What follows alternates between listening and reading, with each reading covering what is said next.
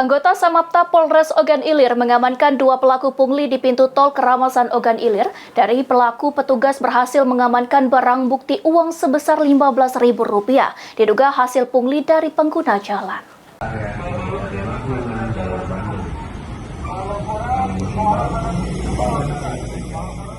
Inilah pelaku pungli di depan tol Keramasan Kecamatan Pemulutan Ogan Ilir.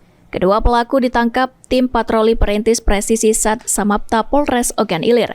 Tertangkapnya kedua pelaku berawal dari laporan para sopir truk yang kerap dimintai secara paksa. Lalu ditindaklanjuti petugas dengan melakukan penangkapan saat kedua pelaku melakukan aksi pungli. Dari tersangka berhasil diamankan barang bukti uang hasil pungli sebesar Rp15.000. Polisi menghimbau kepada masyarakat agar segera melaporkan jika menemukan aksi serupa di wilayah Ogan Ilir. Sat Samapta Polres Ogan Ilir, Polda Sumatera Selatan, tepatnya kami berada di seputaran tol Keramasan.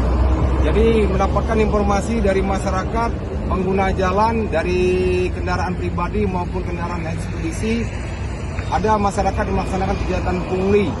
Kami mendapatkan informasi, langsung kami datangin, kami dapatkanlah 2 masyarakat melakukan kegiatan pungli. Berikut kami amankan BB uang sebesar Rp15.000.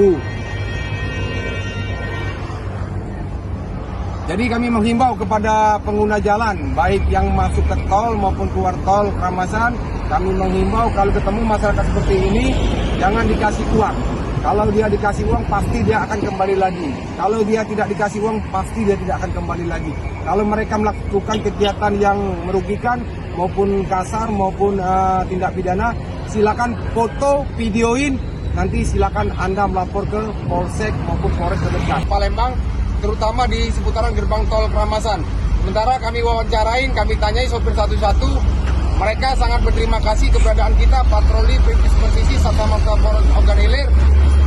Pesan dari mereka, giatkan patroli supaya mereka merasa aman, nyaman masuk kota Palembang.